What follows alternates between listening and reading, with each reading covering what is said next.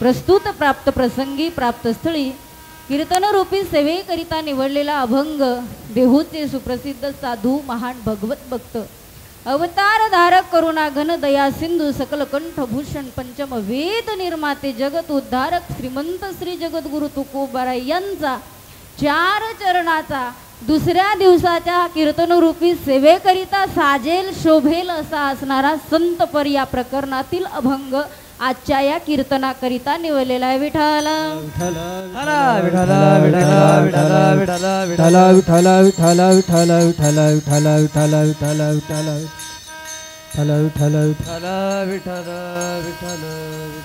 परंतु सेवेला सुरुवात करण्याआधी अल्पसा परिहार द्यायचा तो असा. अत्यंत पुण्यशील आणि धर्मशील असणारं हे समस्त आरवी गाव आणि या गावातील परमार्थ प्रेमी ग्रामस्थांच्या उत्तुंग पारमार्थिक भावनेतून सकल संत कृपाश्वरादाने भगवान पंढरीश पांडुरंग परमात्मा भक्तराज हनुमंतराय यांच्या पवित्र अशा प्रांगणामध्ये सुरू असलेला हा भव्य दिव्य सुंदर देखणा असा हा अखंड हरिनाम सप्ताह आणि या सप्ताहातील असणारी ही आजच्या दुसऱ्या दिवसाची सेवा आपल्याच गावातील असणारे आदरणीय तानाजी भैया रणखाम यांच्या माध्यमातून तसेच आदरणीय हरिभक्ती पारायण मृदंग सम्राट असणारे सतीश महाराज पांचाळ यांच्या माध्यमातून ही सेवा माझ्यासारख्या अल्पज्ञानी पामराकडे आलेली आहे. विठ्ठल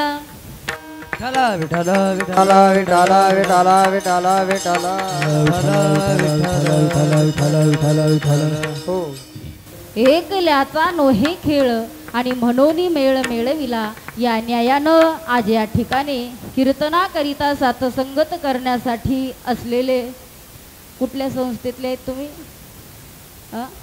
तेर गुरुजींचं नाव रघुनंदन महाराज. आदरणीय हरिभक्ती पारायण रघुनंदन महाराज या महाराजांच्या संस्थेतून सुंदर सुंदर ज्यांच्या वारकरी संप्रदायाची आपली जी भगवी पताका आहे ना ते सांभाळण्याचं काम करणारे हे भावी गायक कीर्तनकार वादक ही सगळी मंडळी आहेत. या बाल सर्व वारकऱ्यांच्या चरणावरती या ठिकाणी नतमस्तक इकडच्या माईकवरती उपस्थित असणारे ज्यांची साथ नेहमी असते असे असणारे आदरणीय गडदे गुरुजी या ठिकाणी उपस्थित आहेत. गडजे गुरुजींच्या सुद्धा चरणावरती या ठिकाणी नतमस्तक विनेकरी बाबा उपस्थित आहेत. बाबांच्याही चरणावरती नतमस्तक. तसेच सगळी मंडळी आता सांगू का कीर्तनाला सगळी महान महान मंडळी उपस्थित आहेत. फक्त कीर्तनकारच लहान आहे बरं का. आज कीर्तनाकरिता उपस्थित असणारे आदरणीय हरिभक्ती पारायण जे सुंदर कीर्तन करतात आणि शैक्षणिक क्षेत्रामध्ये सुद्धा लातूरमध्ये असं मोठ्या शाळेमध्ये मुख्याध्यापक म्हणून जे आहेत ते आदरणीय राऊत गुरुजी या ठिकाणी उपस्थित आहेत. त्यांच्याही चरणावरती नतमस्तक. ज्यांची नेहमी पारायणाची सेवा आपल्या परिसरामध्ये होत असते असे असणारे गिरी महाराज या ठिकाणी उपस्थित आहेत. आमचे खंडागळे गुरुजी सुद्धा अनेक महिला मंडळाला इकडं या मार्गाला लावणारे असे असणारे खंडागळे गुरुजी उपस्थित आहेत. आदरणीय आमच्या काकूसुद्धा मातृतुल्य असणाऱ्या बडे काकू या ठिकाणी उपस्थित आहेत. काकूंच्याही चरणावरती नतमस्तक. हरिभक्ती पारायण पूजाताई या ठिकाणी उपस्थित आहेत. तुम्हा सर्वांच्या चरणावरती नतमस्तक होऊन याच ठिकाणी सेवेला प्रारंभ. विठ्ठल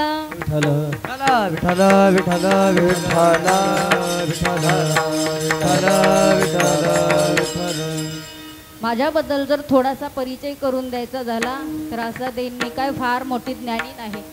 माझ्याबद्दल बोलत असताना एवढंच सांगेन ना अनुभव ना अभ्यास ना पात्रता ना योग्यता पण नाव मात्र योगिता. आज या ठिकाणी पंढरीश पांडुरंग परमात्मा जशी या बुद्धीला चालना देतील ना मायबाप तसं तसं चिंतन मांडण्याचा प्रयत्न करणार आहे. आणि जर का चिंतन मांडत असताना बोलत असताना एखादा शब्द माझ्या तोंडून अपशब्द गेला चुकीचा शब्द गेलाच तर तुम्ही माय मी लेकरू या न्यायानं तुम्ही मला क्षमा कराल ही अपेक्षा असेल. कारण माऊली म्हणतात बघा ना तरी बालक बोबडा बोली का वाकुडा विचुका पाऊली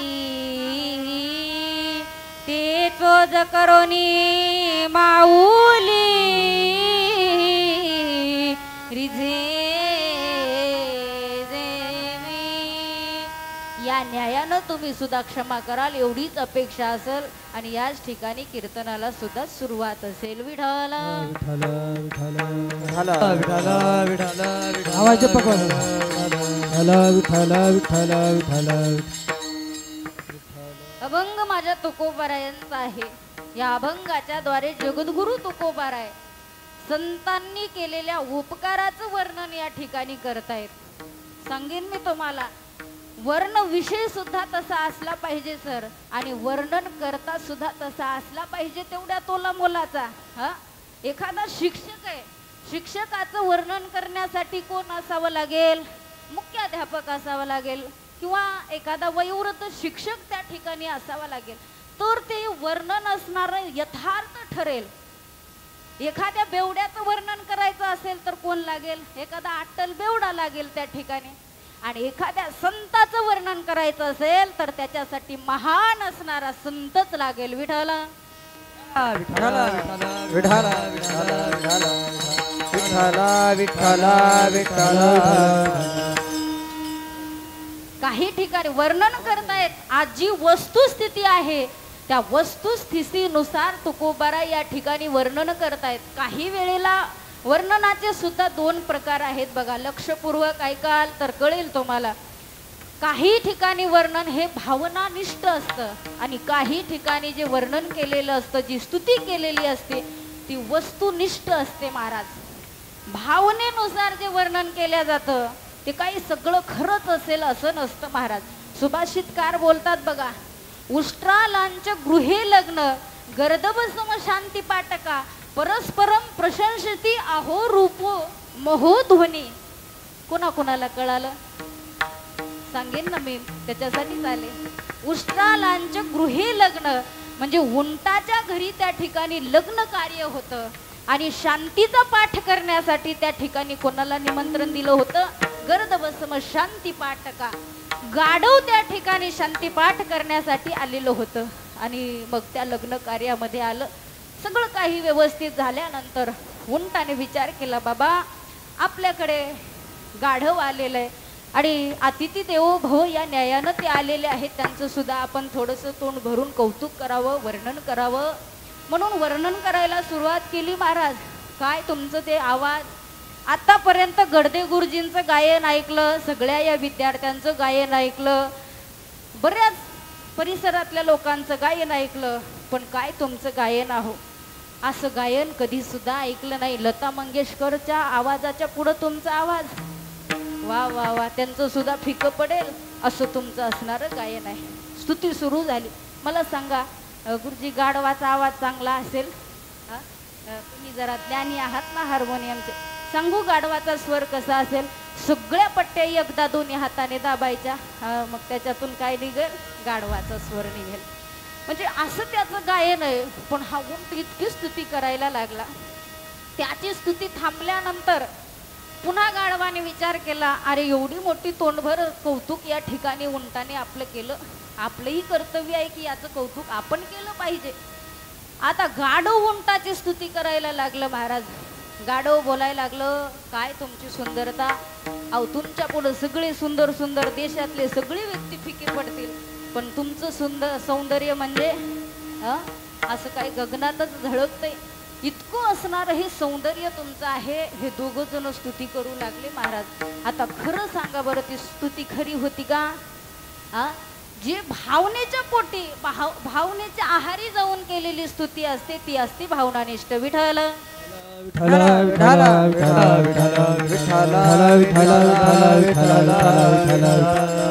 आणि संत महात्मे जे स्तुती करत असतात, संत जे वर्णन करत असतात, ते वस्तुस्थिती जाणून ते वर्णन केलेलं असतं. म्हणून आज या ठिकाणी संतांचं वर्णन महान असणारे तुकोबाराय संत करत आहेत. आजच्या अभंगातून सांगू तुम्हाला, तुकोबाराई सामान्य नाहीत आणि तुकोबारायांनी लिहिलेला अभंग सुद्धा सामान्य नाही महाराज. गाथा सामान्य आहे का? गाथ्याचं पारायण होत असेल महाराज कधीतरी उघडा. अरे आपल्याला या भवसागरातून तारून नेणारा हा गाथा आहे महाराज. सांगू तुम्हाला, ज्या वेळेला भगवान श्रीकृष्ण परमात्मा निजधाम गमनाला निघाले आणि जात असताना भगवान परमात्म्यानं आपलं तेज, आपलं ओज, आपला प्राण, आपला श्वास, आपलं हृदय त्या भागवतामध्ये ठेवलं. तसं तुकोबाराय सुद्धा सदेह वैकुंठाला जात असताना आपलं तेज, आपलं ओज, आपला प्राण, आपला श्वास आणि आपलं हृदय या समस्त गाथ्यामध्ये ठेवलं. गाथा सामान्य नाही. 4200 अभंगाची निर्मिती तुकोबारायांनी केली. याचे 28,000 चरण आहेत आणि ती चरण प्रत्येक शब्द त्याच्यातला तुमच्या आमच्या हिताचा आहे आणि तुम्हा आम्हाला या जन्म मृत्यूच्या सागरातून तारून नेणार आहे. विठाला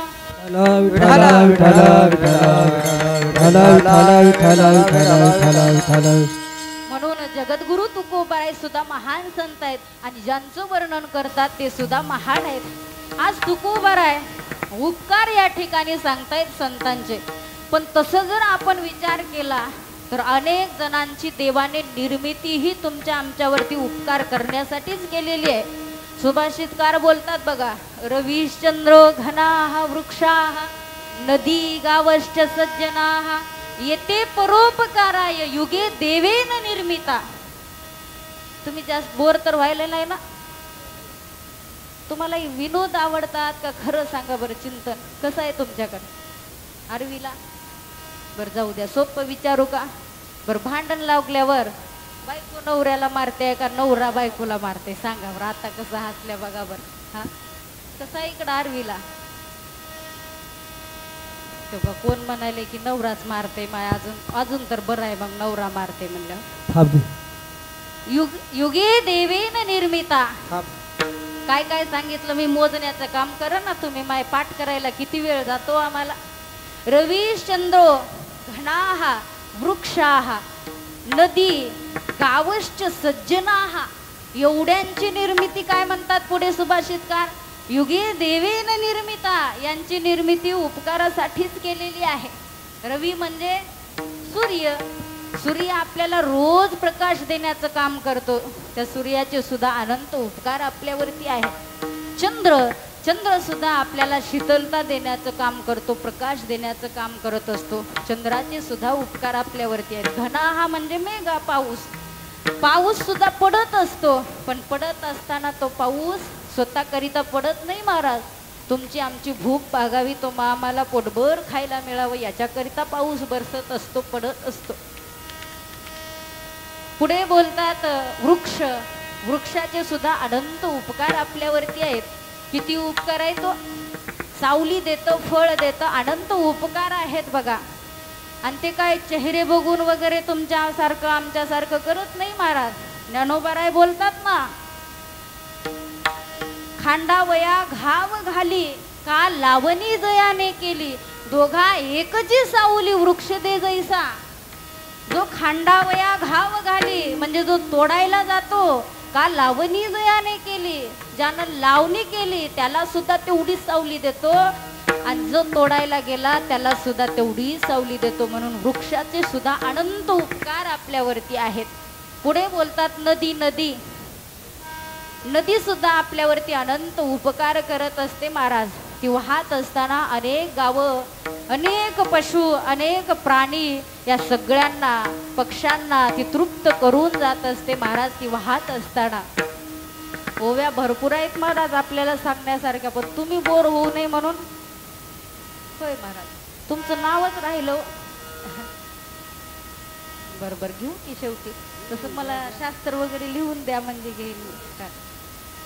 नद्या सुद्धा बघा, फेडीत पाप ताप, पोखीत तिरीचे पादप, समुद्रा जाय आप गंगेचे तैसे.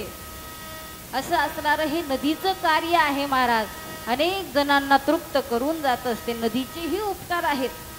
पुढं सांगतात गावश्च म्हणजे गायीचेही अनंत उपकार आहेत. आणि त्याच्या पुढं सांगितलं सज्जनाहा म्हणजे संतांचे अनेक उपकार आपल्यावरती आहेत. पण बघा, लक्ष द्या, तुकोबाराय एवढे सगळे उपकार या सुभाषितकाराने सांगितले, पण तुकोबाराय आज वर्णन या बाकीच्यांचं करत नाही महाराज.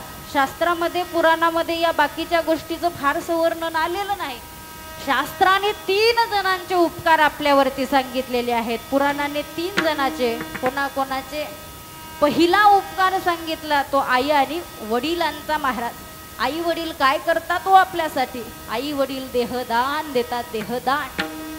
म्हणून पहिला उपकार या ठिकाणी आई आणि वडिलांचा सांगितला. अरे आपण लहान असताना त्या आईच्या गर्भामध्ये असताना बघा 9 महिने 9 दिवस दगडासारखं ओझं वागवणारी ती आपली आई आहे. आपण रडत असताना या नेत्रामध्ये तेल घालून या नेत्राचे दिवे करून रात्र रात्र आपल्याकरिता जागणारी ती आपली आई आहे. आई अमृता समान पाना पाजणारी माय माय आणि आपल्या सुखासाठी हाडाची काड रक्ताचं पाणी दिवसाची रात्रंरात्र कुठल्याही लाभाची अपेक्षा न करता जी आपल्यावरती उपकार करते ती आई असते महाराज. ऐसी कळवळ्याची जाती करीला भाविन प्रीती अशी असणारी आपली आई आहे. आई वडिलांचे अनंत उपकार आहेत आपल्यावरती. सांगेन तुम्हाला, अरे कधीतरी ती आई आपल्याला रागवत असेल, कधीतरी बाबा आपल्यावरती किटकिट करत असतील, थोडंसं रागवत असतील, पण सांगू तुम्हाला लोकांनी गोड गायलेल्या ओव्यापेक्षा बापाने दिलेल्या शिव्यामध्ये सुद्धा माणसाचं हित असतं. हित बरं का. दुसरं वाक्य लक्षपूर्वक ऐका. आईची किटकिट फार मनावरती घ्यायची नाही. घरात लावलेलं घड्याळ कसं करतो, किटकिट करत असतं की नाही, पण ते काय दाखवत असतं आपल्याला, योग्य वेळ दाखवत असतं. घड्याळाची किटकिट ही माणसाला टाइम मॅनेजमेंट शिकवते. घड्याळाची किटकिट ही माणसाला टाइम मॅनेजमेंट शिकवते. आणि घरात केलेली आई आणि वडिलांनी केलेली किटकिट ही माणसाला लाईफ मॅनेजमेंट शिकवते. Life management. वाजवा ना उगा हळूहळू. कसं काय तसं काय मी टाळ्याच वाजवा असं काही नाही महाराज. पाकिटाचं बघून घेऊ आम्ही तुमच्या टाळ्यानं थोडं आवाजवत जा की. तुम्हाला बरं पाऊस असं झिमझिम पडलेलं आवडतंय का रप रप रप? कसं आहे लाडक्या बहिणी बोला की जरा. बोलत नाही का आरवीच्या? मग बरं आहे, सगळे आरवीकर सुखी आहेत गडे. ज्याची बायको मुकी तो सर्वात कथेतच करायचं होतं आपल्या.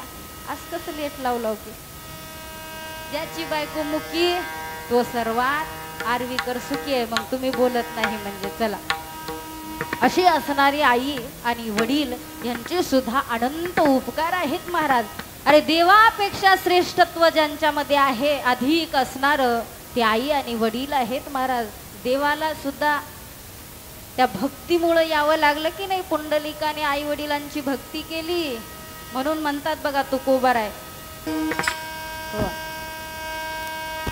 पुंडलिकानं काय केली, सेवा केली महाराज. म्हणून मायबाप सुद्धा देव आहे. चालतं बोलतं दैवत जर कोण असेल तर ते आई आणि वडील आहे. दुसरे म्हणून प्रथम उपकार सांगितले या ठिकाणी आई आणि वडिलांचे. दुसरा उपकार या ठिकाणी सांगितलेला आहे शास्त्राने, तो आहे भगवंताचा महाराज. भगवंताने असा कोणता उपकार आपल्यावरती केला हो?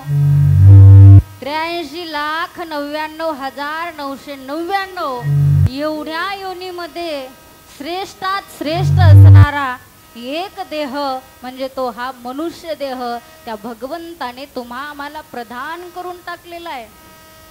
जे इतर योनीमध्ये करता येत नाही ते या देहामध्ये करता येतं. म्हणून संत या देहाला दुर्लभ असं म्हणतात. शास्त्र सुद्धा म्हणतं दुर्लभ हो मनुष्य देह हो. नरदेह दुर्लभ आहे, दुर्लभ. आपण फार भाग्यवान आहोत. जेवढे या मंडपामध्ये दिसतात ना ते तर दुप्पट भाग्यवान आहेत. भाग्य आले ती मनुष्य देहा संत सांगतात, पण इथं आलेले तर मी सांगेन फार भाग्यवान आहेत. सांगू तुम्हाला एक वाक्य ऐका, तुमच्यासाठी असेल बरं का. दुनिया जिसे चुनती है, दुनिया जिसे चुनती है वो संसद में दिखते हैं, और भगवान परमात्मा जिसे चुनते हैं वो कथा और कीर्तन में दिखते हैं. तो का एकच मावशी वाजवायल्यात आता बी. वा. म्हणून तुम्ही सगळे भाग्यवान आहात. आपण या ठिकाणी असा असणारा नरदेह त्या भगवान परमात्म्याने आम्हाला प्रदान करून टाकला. जे इतर देहामध्ये करता येत नाही ते विशेष असणारं या ठिकाणी करता येतं. मी सांगू तुम्हाला, एखाद्या जर नवीन ठिकाणी आपण गेलो तर तिथलं विशेष काय आहे हे आणण्याचा आपण प्रयत्न करत असतो. तुम्ही जर इकडं आता मस्साजोगचे ते सरपंच वारले बघा, त्या गावला गेल्यानंतर तिथलं विशेष खाऊनच येतो बरं का रंगखांबया. काय बघा बरं तेव्हा माहीत आहे, फिरणारे माणसं आहेत म्हणून माहीत आहे. तिथले कांदा पोहे स्पेशल आहेत म्हणून तिथलं आपण गेलं की ते खाऊनच येत असतो. बरं तिकडचं सोडा, इकडं आष्टामोड मार्गे जर तुम्ही निघाले तर तिकडचं चिवडा आणत असतो की नाही आपण, खाऊन येतो आणि येताना घेऊनही येत असतो. आणि इकडं उजनी मार्गे जर निघाले तिकडं तर पंढरपूरला हा बासुंदी हो का यांच्या इकडं आई वाटतं जवळ नाही वाटतं ते मार्ग, उजनीची बासुंदी स्पेशल असणारा आपण तिथं गेल्यानंतर घेऊन येतो. मग इथं आल्यानंतर स्पेशल काय आहे, भगवंताने त्याच्यासाठी हा देह दिलेला आहे. महाराज देवाने देह कशासाठी दिला, गुरुजींनी प्रमाण दिलं बघा, सगळ्याच्या पाठातलं सुद्धा आहे. देव दिला दे भोजना गोमटा, मला असं ऐकू आलो, देव दिला दे झोपण्या गोमटा, याच्याकरता दिला का. बऱ्याच लोकांची कामच ही आहेत महाराज, उठलं की खायचं आणि खाल्लं की झोपायचं, खाया पिया सुख से सोया नाहक जमाना खोया, ही दोनच कामं आहेत. म्हणून एवढा श्रेष्ठ असणारा देह आहे. का श्रेष्ठ आहे, अलौकिक असणारा बुद्धीचा ठेवा या देहामध्ये आहे, समजून घेण्याचं ज्ञान या देहामध्ये आहे. आणि भजन सुद्धा इथंच करता येत असतं. याची देही घडे देवाचे भजन आहे की नाही. म्हणून श्रेष्ठात श्रेष्ठ असणारा देह त्या भगवंताने दिला. म्हणून आपलं कर्तव्य आहे की त्या भगवंताच्या उपकारातून आपण उतराई झालं पाहिजे. मग उपकारातून उतराई व्हायचं असेल तर काय करावं लागेल, भगवंताच्या आवडीचं काम आपल्याला करावं लागेल. कोणतं आहे मग, म्हणून दुसरा जो उपकार शास्त्राने सांगितला तो आहे भगवंताचा विठाला विठाला विठाला विठाला विठाला विठाला विठाला विठाला विठाला. आणि तिसरा उपकार या ठिकाणी सांगितला तो म्हणजे संत महात्म्यांचा. संतांनी काय केलं आपल्यासाठी, देह दिला भगवंताने, पण कशासाठी मिळाला याचं ज्ञान करून दिलं संत महात्म्यांनी, आहे की नाही. तुमचा आमचा उद्धार त्या संतांनी केलेला आहे. संत महात्मे अवताराला येत असताना कशासाठी येतात, अवतार तुम्हा धराया कारण उद्धराया जन जड जीवा, याच्यासाठी अवताराला येत असतात. नवे नवे तुकोबाराय साधकांना सांगू लागले, अरे त्या संतांचे एवढे माझ्यावरती उपकार आहेत, अनंत उपकार आहेत. संतांची नुसती भेट झाली तरी काय होतं, भाग्याला उजाळा मिळतो आणि भगवंताची भेट आपल्याला होत असते. अनंत उपकार आहे. तुकोबाराय सांगतात, येथे उपकारासाठी आणि आले घरजा वैकुंठी. ज्या वेळेला तुकोबारायांनी हे प्रमाण दिलं साधकांच्या समोर, त्यावेळेला साधक लोक विचारू लागले, तुकोबा अहो सांगा तरी काय तुमच्या, तुम्ही टाळ्या अशा कंजूसपणाने वाजवता, तुम्ही पट्टी देता का नाही रंगखम दादाला, सडळ हाताने देता बरं का. म्हणूनच असा सुंदर सप्ताह होतोय. मी आलेली आहे एक वेळेला, 3-4 वर्ष झाले का काय की, पण त्याच्यानंतर तुमची आमची भेट नाही, तिथून ताटातूट झाली महाराज. पण सांगू आता ताटातूट होऊ देऊ नका बरं का, विनंती असेल तुम्हाला. कारण एकदा दाव तुटलं की पुन्हा त्याला जर जोडलं, काय म्हणतात त्याला, काय म्हणतात कुठल्या भागात काय म्हणतात ते चिलबिल आहे की नाही. पुन्हा ते चिलबिल की पुन्हा तुटत मात्र कुईजून जाईल महाराज, पण तुटत नाही. तसं लक्षात ठेवत जा तुम्ही. वा छान सगळ्यांबद्दल बरं का. तुकोबाराय या ठिकाणी पहिल्या चरणामध्ये सांगतात, संतांनी असे काय उपकार केले हो. पहिला उपकार सांगितला. तुकोबाराय म्हणतात, काय सांगू आता संताचे उपकार, मज निरंतर जागवी ती. जाग केलं तुकोबाराय म्हणतात, संत महात्म्यांनी जाग केलेलं आहे. संत हे जाग करत असतात महाराज. जाग म्हणजे काय, झोपेतून जाग नाही. या ठिकाणी आल्यानंतर आयुष्य जगत असताना आपण जर जाग राहिलो, आपण जर सावध राहिलो तर सच्चिदानंद स्वरूपाला आपण प्राप्त होऊ शकतो. त्याच्यासाठी जाग असणं महत्त्वाचं आहे महाराज. या जन्म मृत्यूच्या चक्रातून जर बाहेर पडायचं असेल तर आपण जागं असलं पाहिजे. जागं म्हणून जागं करण्याचं काम संतांनी केलेलं आहे. अनंत उपकार संतांचे आहेत. सांगू इथं काय सांगू असं म्हणतात. काय सांगू माणूस कधी म्हणत असतो, ज्या वेळेला सांगण्यासारखं काहीच नसतं त्या वेळेला काय सांगू हा शब्द माणसाच्या मुखातून येत असतो. आणि ज्या वेळेला भरपूर काही सांगण्यासारखं असतं सर, त्याही वेळेला माणसाच्या मुखातून काय सांगू हा शब्द येत असतो. तसं अनंत उपकार आहेत. पण तुकोबाराई या ठिकाणी पहिला उपकार सांगू लागले. जागं केलं जागं संतांनी. संत महात्मे तुमचं आमचं हित सुद्धा संतच करू शकतात बरं का. शोधून या आले संत हिताहित जगाचे. संतच हित करतात. हित व्हायचं असेल तुमचं आमचं तर काय करावं लागेल हे संतांनी सांगितलं. मी तुम्हाला बस स्टँडला नेहून सोडते बरं का गडदे गुरुजी. तुम्ही बस ओळखायचं आणि बरोबर त्या बसमध्ये बसायचं. नाहीतर बस स्टँडला बी सोडलं तर काही लोक असे आहेत, बाबा ताई सगळ्या बसा सारख्याच दिसायला, जरा धरून बसवा की. असं करू नका. सुंदर गाणारी मुलं आहेत. येत असलं की बिनधास्त उचला. हां उचलायचं बरं का.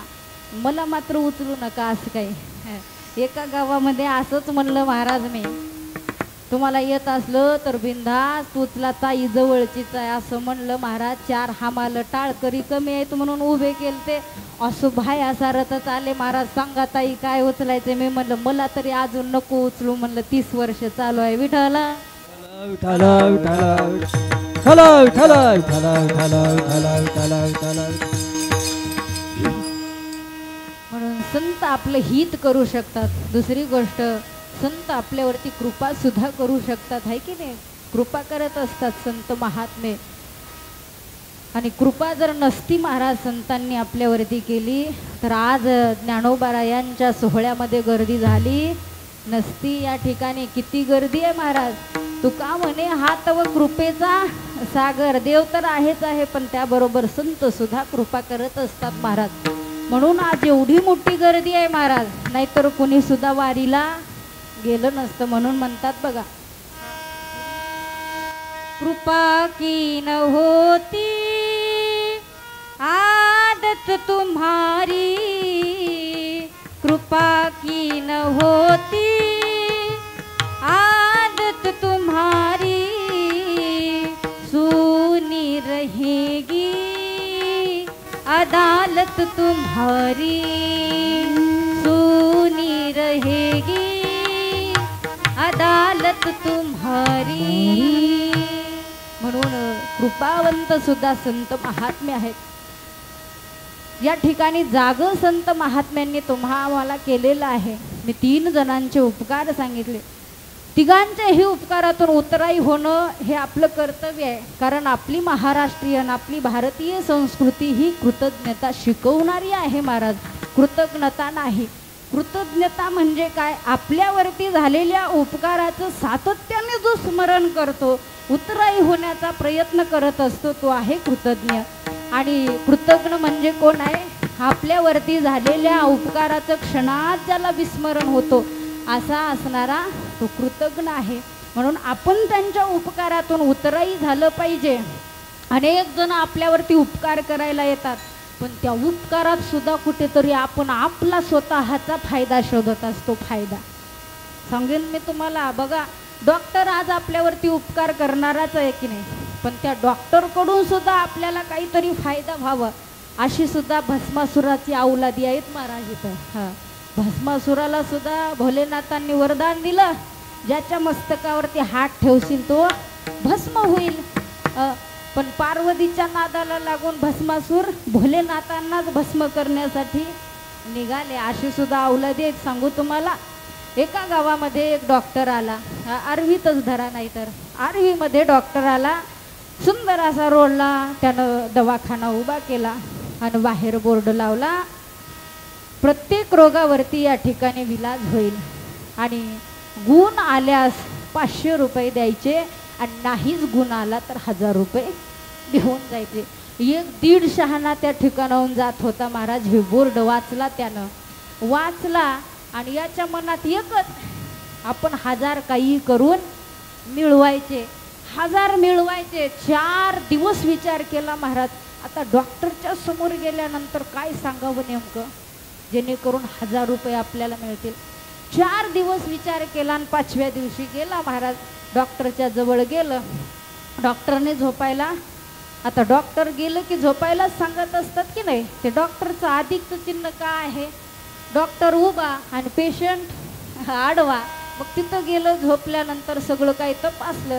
उठून बसल्यानंतर डॉक्टरने विचारलं काय होतंय सांगा. यानं सांगितलं डॉक्टर साहेब 8 दिवस झाले, आरवीचा सप्ताह संपला, सगळ्या पंक्ती जेवण केल्या, नाश्ता सोडला नाही, काहीच सोडलं नाही. म्हणले दुपारची पंगत नाही, खंडागळे गुरुजी रात्रीची नाही, पण कसलीच तोंडाला चवच नाही. म्हणला 8 दिवसापासून सप्ताह संपून गेला पण चव काय लागली नाही. मग डॉक्टरने सांगितलं, नर्सला बोलवलं, 3 नंबरच्या कपाटामधलं, 3 नंबरच्या कप्प्यातलं, 3 नंबरच्या बॉटलमधलं 3 थेंब औषध यांच्या तोंडामध्ये सोडा. नर्सने महाराज ती बॉटल घेतली आणि 3 थेंब औषध सोडलं. हा चटकन उठून बसला महाराज आणि डॉक्टरला म्हणाला, ओ डॉक्टर, 500च्या नावावर लोकाला लुबाडता आणि औषध म्हणून तोंडात पेट्रोल सोडता की. हा डॉक्टर म्हणे काढा 500 रुपये, तुमच्या तोंडाला चव नव्हती ना, कशी काय आली, काढा 500 रुपये. 500 रुपये काढून दिले महाराज, खाली मान घातलं, निघून. पुन्हा विचार करायला लागलं, 1000 तर कुठंच गेले बाबा, 500 तर गेलेले, तेवढे मिळवायचे. 8 दिवस विचार केला आणि पुन्हा 9व्या दिवशी गेलो महाराज दवाखान्यात. दवाखान्यात गेलो, पुन्हा तीच प्रक्रिया सुरू, बसा उठून काय होते. आता यानं सांगायला सुरुवात केली, डॉक्टर साहेब जसा इथून गेलो तसं महाराज काहीच लक्षात राहत नाही. यानं सांगितलं. डॉक्टरने पुन्हा नर्सला बोलवलं, 3 नंबरच्या कपाटातलं, 3 नंबरच्या कप्प्यातलं, 3 नंबरच्या बॉटलमधलं 3 थेंब औषध यांच्या तोंडात सोडा. सोडल्याबरोबर तटकन उठून बसलं महाराज. म्हणायला लागलं, ओ डॉक्टर, खरंच 500च्या नावावर लुटता की, मागे आलो तेच औषध, आता आलो तेच औषध. डॉक्टर म्हणे काढा 500 रुपये, लक्षात राहत नव्हतं की तुमच्या, कसं काय राहायला लागलं. आता 1000 गेली की महाराज, 1000 मिळवायच्या नादात 1000 गेले. आता गेलं महाराज घरी, 8 दिवस झोपलं नाही, रात्रंदिवस महाराज हाच विचार, महाराज 1000 तर मिळाले पाहिजे. 10व्या दिवशी गेलं डॉक्टरकडे, पुन्हा तीच प्रक्रिया, उठून बसान काय होते. आता ह्यानं विचार केला, आता असा आजार सांगायचं की याच्यावर डॉक्टरने इलाजच नाही केला पाहिजे. यानं उठून बसला आणि सांगायला लागला, डॉक्टर साहेब जसं इथून गेलो तसं डोळ्यालाच काही दिसेना झाले. डॉक्टर म्हणे बाबा मी काय डोळ्याचा स्पेशालिस्ट नाही, माझ्याकडे काही याच्यावरती इलाज नाही, याला एवढंच पाहिजे होतं. हा म्हणे काढा मग 1000 रुपये. डॉक्टरने महाराज 50-50च्या 2 नोटा घेतल्या आणि हातावर दिल्या. किती झाल्या महिला मंडळ, हा कपडे धुताना मालकाचे, किती झाल्या, 100 झाल्या. हातावर ठेवल्याबरोबर बघितलं महाराज, ओ डॉक्टर, अहो 1000 म्हणून 100 रुपये हातावर ठेवता की. डॉक्टर म्हणे काढा 500 रुपये. दिसत नव्हतं की दिसायला लागलं. विठाल विठ्ठल विठ्ठल विठ्ठल विठ्ठल विठ्ठल विठ्ठल विठ्ठल विठ्ठल विठ्ठल विठ्ठल विठ्ठल विठ्ठल विठ्ठल. मी सांगू तुम्हाला कशासाठी सांगितलं. अरे उपकार करणाऱ्यात सुद्धा आपण फायदा पाहायला लागलो. उपकारातून उतराई होणं तर बाजूलाच राहिलं, पण उत्तराई होणं ही आपली भारताची संस्कृती आहे महाराज. म्हणून उपकारातून उत्तराई झालं पाहिजे. म्हणून सांगेन मी तुम्हाला, देवाने आपल्याला जीवदान दिलं, संतान मायबापांनी आपल्याला देहाचं दान दिलं आणि संतांनी आपल्यासाठी कृपेचं दान दिलं. म्हणून तुम्हाला सांगेन, भक्त जर व्हायचं असेल तुम्हाला तर एक तर तुम्ही आई वडिलांचे भक्त व्हा. नाहीच आई वडिलांचे भक्त झाला तर तुम्ही देवाचे भक्त व्हा. आणि नाही देवाचेही भक्त झाला तर एक सांगेन तुम्हाला, देशाचे तरी तुम्ही भक्त झालं पाहिजे महाराज. आणि 4थी गोष्ट आहे, संतांचे तुम्ही भक्त व्हा. पण सांगू गडदे गुरुजी, याच्यातलं माणूस काहीच होत नाही. एकतर संतांचेही भक्त होत नाही, दुसरी गोष्ट आई वडिलांचेही भक्त होत नाही, माणूस देवाचाही भक्त होत नाही, माणूस देशाचाही भक्त होत नाही. पण देशी भक्त झाल्याशिवाय राहत नाही. विठ्ठल विठ्ठल विठ्ठल विठ्ठल विठ्ठल विठ्ठल विठ्ठल विठ्ठल विठ्ठल विठ्ठल विठ्ठल. म्हणून देशी भक्त जर इथं तर कोणीच नसणार आहे, खूप गोड असणारा हा सगळा मंडप अगदी दुमदुमून गेलाय महाराज या नामसंकीर्तनाने. जर कोणी घेतच असेल, कोणाचा नवरा घेत असेल तर माय त्याच्यात हित कोणाचं सुद्धा नाही महाराज. होऊन काय होणार आहे, काय होतं सांगू तुम्हाला, घेतल्यानंतर संत सांगतात बघा. म्हणून या ठिकाणी आपण नाही जमलं काही तर आपण देवाचे, देशाचे, आईवडिलांचे भक्त, संतांचे भक्त झालं पाहिजे. देवाचे भक्त जर कोण असतील तर संत आहेत आणि त्या संतांचे भक्त आहेत तुकोबाराय. आजच्या अभंगापुरतं तर गृहीत धरा ना तुम्ही, संतांचं वर्णन करतात म्हणजे. आणि देवाला हे फार आवडत असतं महाराज. तेही प्राणापर होते, आवडती मज निरोते, जे भक्त चरित्राते प्रशंसती. ज्ञानोबाराय म्हणतात म्हणून भक्त सुद्धा श्रेष्ठ असले पाहिजे. म्हणून आपण सुद्धा त्या ठिकाणी संतांचे उपकार मानलं पाहिजे, त्या उपकारातून उतराई झालं पाहिजे.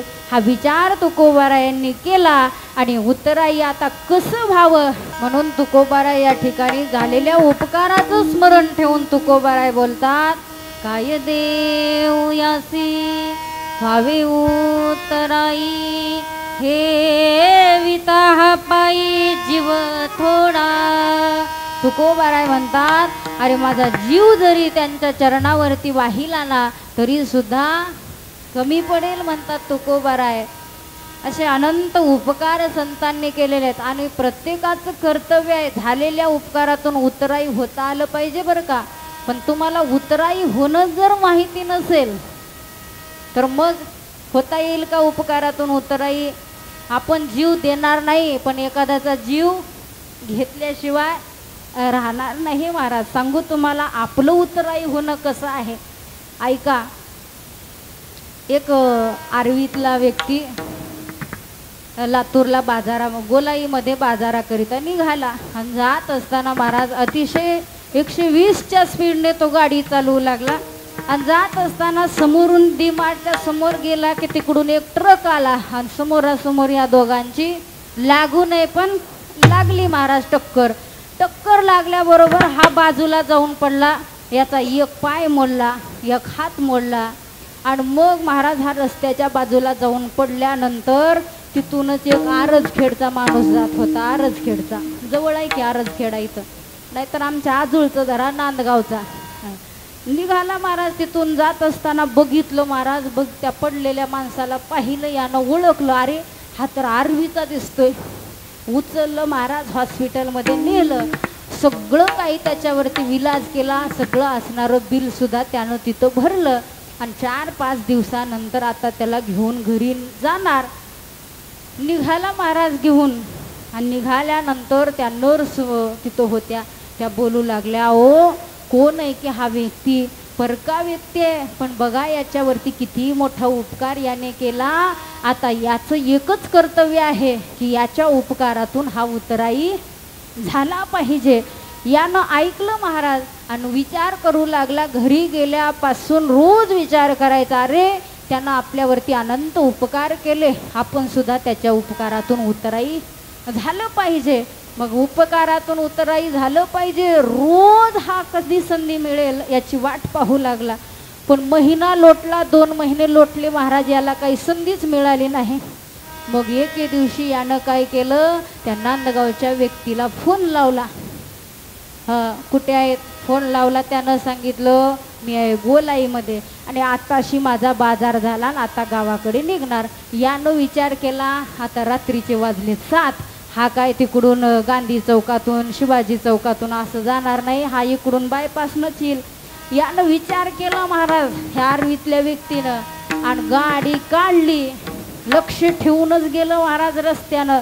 ती तिकडून बाजार घेऊन येत होतं, गाडीवर दिसल्याबरोबर महाराज स्पीड वाढवलं आणि जोरात जाऊन याला ठोकलं. ठोकल्याबरोबर हा सुद्धा बाजूला पडला. याचाही एक पाय, याचाही एक हात मोडला. हा म्हणायला लागला, बरं झालं आपल्याला आता संधी मिळाली. घेतलं महाराज, हॉस्पिटलमध्ये नेलं, सगळं काय असणारं बिल वगैरे भरलं, घरी नेऊन सोडलं. म्हणायला लागला, आता मी याच्या उपकारातून असं उतराई होणं असावं का, नाही ना, असं उपकारातून होणं नसावं म्हणून तुकोबाराय म्हणतात, मी काय जीव जरी वाहिला तरी सुद्धा अपुरा आहे हो. ज्या वेळेला साधक लोकांच्या समोर तुकोबा बोलू लागले, साधक लोक म्हणतात, अहो तुकोबा एवढा एक उपकार केला तर तुम्ही म्हणता जीव ठेवावा पायावरती, आणि तो ठेवला तर तोही कमी पडेल. अहो असा आणखीन काय उपकार तुमच्यावरती केला? तर तुकोबाराय तिसऱ्या चरणामध्ये तुकोबाराय बोलतात, संत महात्म्यांनी काय केलं, शिकवलं सुद्धा मला. आणि ते कसं शिकवलं? सायास करून अगदी मायेनं कुरवाळून त्या ठिकाणी शिकवलेलं आहे. त्यांच्या सहज बोलण्यात सुद्धा तुमचं आमचं हित आहे. हित सहज बोलणे हितोपदेश करो सायास शिकविते. सहज बोलून जर एखाद्याला समजलंच नाही तर सायासानं शिकवलं सुद्धा, असं तुकोबाराय या ठिकाणी सांगतात. सांगेन तुम्हाला, संतांच्या सहज बोलण्यात सुद्धा हित आहे हो. एवढी किती मोठी ताकद आहे. तुकोनी घेतले मोती जैसे असे असणारे संतांचे शब्द आहेत महाराज. तुकोबाराय सुद्धा म्हणतात बघा एका ठिकाणी, आमच्या घरचं धन जर काय असेल, आम्हा घरी धन शब्दांचीच रत्ने.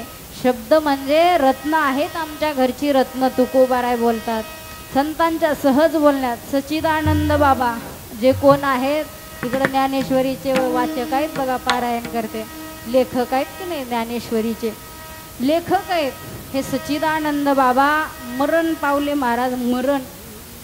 मरण पावल्यानंतर त्यांची असणारी पत्नी, तिनं सगळं सौभाग्यवतीचा शृंगार केला. कधी करायचा सौभाग्यवतीचा शृंगार? जर पतीसोबत सती जायचं असेल तर. तो साज शृंगार केला आणि वाटेने निघाली महाराज. मागून सच्चिदानंद बाबाची अंत्ययात्रा निघाली होती. गेल्यानंतर तिन्ही देव जैसे परब्रह्मीचे ठसे समोरून येत होते. ज्ञानोबाराय, मुक्ताबाई, निवृत्तीदादा, सुपान काका हे चौघे भावंड. पाहिलं हिनं आणि अतिशय तेजपुंज दिव्य असणारी ती मुलं पाहिले आणि जवळ जाऊन दर्शन घेतलं. दर्शन घेतल्याबरोबर ज्ञानोबारायांनी त्या ठिकाणी आशीर्वाद दिला, सौभाग्यवती भव हा आशीर्वाद दिला. दिल्याबरोबर हिच्या डोळ्यामधून अश्रूंच्या धारा वाहू लागल्या, रडू लागली. ज्ञानोबाराय जवळ गेले, विचारलं, अहो मी तुम्हाला तर सौभाग्यवती भव हा आशीर्वाद दिला, तुम्ही तर रडायलाच लागलात. तिनं सांगितलं, महाराज अहो तुम्ही कोणीतरी संत आहात असं माझ्या मनाला वाटलं, म्हणून मी तुमचं दर्शन घेतलं. पण ऐका ना, तुम्ही मला जो आशीर्वाद दिला ना, सांगेन तुम्हाला तो खरा होईल असं मला तरी आता वाटत नाही. कारण मागून जी अंत्ययात्रा येत आहे ना, ती माझ्या पतिदेवांची आहे. पतिदेवांचे सांगितलं, ज्ञानोबारायांनी सांगितलं, जवळ ती अंत्ययात्रा येऊ द्या, मी दिलेला आशीर्वाद नक्कीच खरा होईल. जवळ आली महाराज ती अंत्ययात्रा, थांबवली ज्ञानोबारायांनी. ज्ञानोबाराय सच्चिदानंद बाबाच्या जवळ गेले आणि हात फिरवला आणि सच्चिदानंद बाबा अहो उठा. सच्चिदानंद कुठं काय मरत असतो का? जसा झोपेतून माणूस उठावा तसे सच्चिदानंद बाबा उठून बसले. आणि एवढी मोठी त्या शब्दात ताकद, जी अखंड ज्ञानेश्वरी आहे ना आज तुमच्या आमच्या उद्धारासाठी, त्या ज्ञानेश्वरीचे लेखक झाले महाराज. लेखक सच्चिदानंद बाबा. शके 1212 तई टीका केली ज्ञानेश्वरे. सच्चिदानंद बाबा आदरे लेखकू जाहला. ही ओवी आहे ना शेवटी, एवढी ताकद आहे, ताकद संतांच्या शब्दामध्ये. ती ताकद तुमच्या आमच्या शब्दात नाही महाराज. तुमच्या आमच्या शब्दाने ती मच्छर सुद्धा मरू शकणार नाही. आपलं बोलणं कसं आहे, अनंत वाचाळ बरळती बरळ. ज्ञानोबाराय बोलतात की नाही, असं असणारं आपलं बोलणं आहे महाराज. उग फलकट, उग व्यर्थ, पण कसलं जरी असू द्या ते संतांना कळतच असतंय. तुकोबाराय बोलतात बघा एका ठिकाणी, संतांनी आपल्याला शिकवलं सुद्धा, क्रिया केल्या महाराज आपल्यासाठी, आणि जी क्रिया करतात तेच संत असतात. क्रिया करोनी दाविती अंगी तैसे संत जगी, किंवा अर्भकाचे साठी पण ते हाती धरली पाटी. म्हणून एकदा वारकरी संप्रदायाच्या नियमाप्रमाणे एकदा सर्वांनी हात वरती करा. ज्यांना पक्वाजे सोडून करा, की ज्यांना आहेत त्यांनी करा, नसलेल्यांनी राहू द्या. माय कुठं तुमच्या नादाला लागू. आता केले का सगळ्यांनी? हा. पुढच्या वर्षीपर्यंत असेच राहिले पाहिजे, असे करा जरा. तिकडं ओट्यावर कट्ट्यावर बसलेले सगळे महाराजांच्या जे ओटात असतं ते गायकांच्या कंठात असतं, आणि जे गायकांच्या कंठात असतं ते वादकाच्या बोटात असतं, आणि जे वादकाच्या बोटात असतं ते आरवीकरांच्या नोटात असतं, नोटात. म्हणून जरा चांगलं पाकिट द्या बरं का. टाळ्या वाजवल्या की जोरात. वा. म्हणून आपण कोणाचे उपकार मानायला पाहिजे? लाडक्या बहिणी हो, देवेंद्रजीचे का कोणाचे? संतांचे. संतांचे किती देऊ द्या सरकारने, आपल्याला पुरत नाही. सरकार रस्ते बी देतं बघा, पण काही ठिकाणच्या रस्त्याची अशी अवस्था आहे, खड्ड्यात रस्ते आहेत का रस्त्यात खड्डा आहे हेच कळत नाही, आहे की नाही. काही दिवसाला तो रस्ताही पार वायाला जात असतो. म्हणून दुसऱ्यानं दिलेलं कधीच माणसाला. तुम्ही अर्ध कीर्तन करा ना आता. रंकाम भैया म्हणले पुढच्या वर्षी 7ही महिलाच उभा करायच्या, तेही आरवीतल्यात. अर्ध कीर्तन तुम्ही करा बरं का. तुम्हाला येतं, मी विचारलेलं, मी म्हणते तुम्ही म्हणा. देवाने दिलेलं सरत नाही, सोपं आहे की. देवाने दिलेलं सरत नाही, लोकांनी दिलेलं पुरत नाही, आई वडिलांनी दिलेलं उरत नाही, उरत. आई वडिलांनी दिलेलं उरत नाही. समुद्र कुणी भरत नाही, सत्य कधी डरत नाही, जीव परमार्थ करत नाही, म्हणूनच तो तरत सुद्धा नाही. आणि हे माझ्यासारख्या कीर्तनकाराने किती जरी सांगितलं तरी तुमच्या डोक्यात वा मानलं बघा तुम्हाला. म्हणून आपली इकडं फार लक्ष इकडं द्यायचं नाही महाराज. धन मिळवणी कोटीन सवे नये रे लंगोटी, हे असं आहे महाराज. म्हणून आपल्या महाराष्ट्राची खरी शान जर कशात असेल तर सांगेन तुम्हाला. घरामध्ये बाप आणि माय, घरामध्ये बाप आणि माय, गोठ्यामध्ये गाय, मंदिरावरती कळस, अंगणात तुळस, चित्तात ज्ञानोबा तुकाराम, आणि ओठामध्ये सातत्यानं त्या पांडुरंगाचं नाम. हीच आहे आमच्या महाराष्ट्राची खरी शान. म्हणून नाम त्याचं घ्या, उपकार त्या संतांचे मानायला शिका, एवढीच तुमच्या चरणी या ठिकाणी विनंती असेल. तुकोबाराय शेवटी बोलतात, संतांनी सांभाळ केला पण दृष्टांत दिला गाय आणि वत्स. गाय कितीही दूरवर करण्यासाठी जाऊ द्या, पण चित्त मात्र तिचं तिच्या वासरावरती असतं, त्या वत्सावरती असतं. या न्यायानं संत माझा सांभाळ करतात, हे तुकोबारा यांनी शेवटी सांगितलेलं आहे.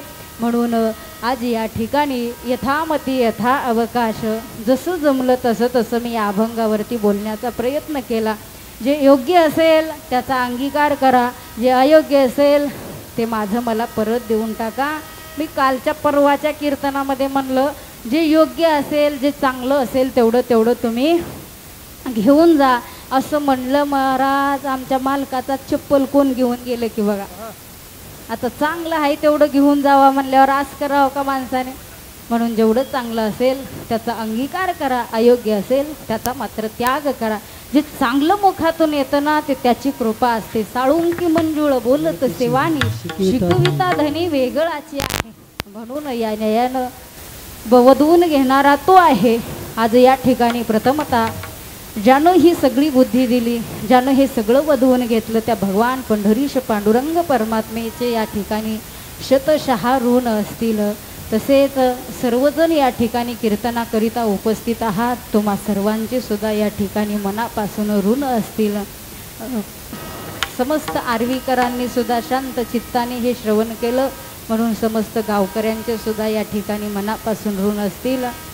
विनेकरी दोन्ही सुद्धा इकडचे पोशाखात आहेत बरं का, पण बऱ्याच ठिकाणी असं असतं जीन्स पॅन्टवालेच विनेकरी असतात, गलती का नाम फॅशन असं असतं. पण इथं अतिशय चांगलं पोशाखामध्ये या ठिकाणी बाबा आहेत. सर्वांना या ठिकाणी धन्यवाद असतील. माझ्या संस्थेतल्याही सर्व विद्यार्थ्यांना धन्यवाद. या ठिकाणी माझे पतिदेव आलेले आहेत. नाव घ्यायचं का कसं आहे? इकडं गाव सोयऱ्याचं आहे म्हणून विचारायले आले असतील तिथं. आता मला काय ओळख नाही, काहीच नाही. सारं गाव मामाचं आणि एक बी नाही.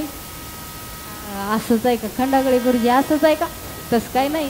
त्या मागल्या कीर्तनात असंच म्हणले, सारं गाव मामाचं आणि एक नाही कामाचं म्हणत, तर बिना पाकिटाचंच हाकाले हो का? असं काही. म्हणून नाव घ्यायचं का एकदा? नाव ऐका मग पाठ करा. पती हा परमेश्वर आहे की नाही.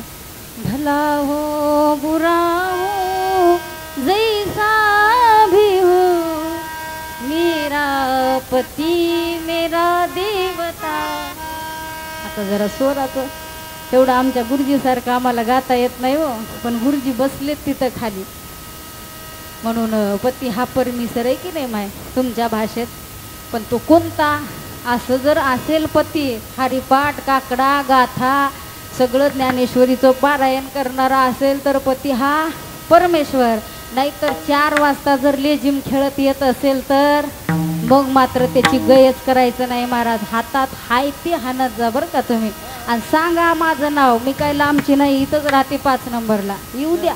अहो एखाद्याचं हित होत असेल तर काय महाराज आहे की नाही. देव जोडे तरी करावा अधर्म.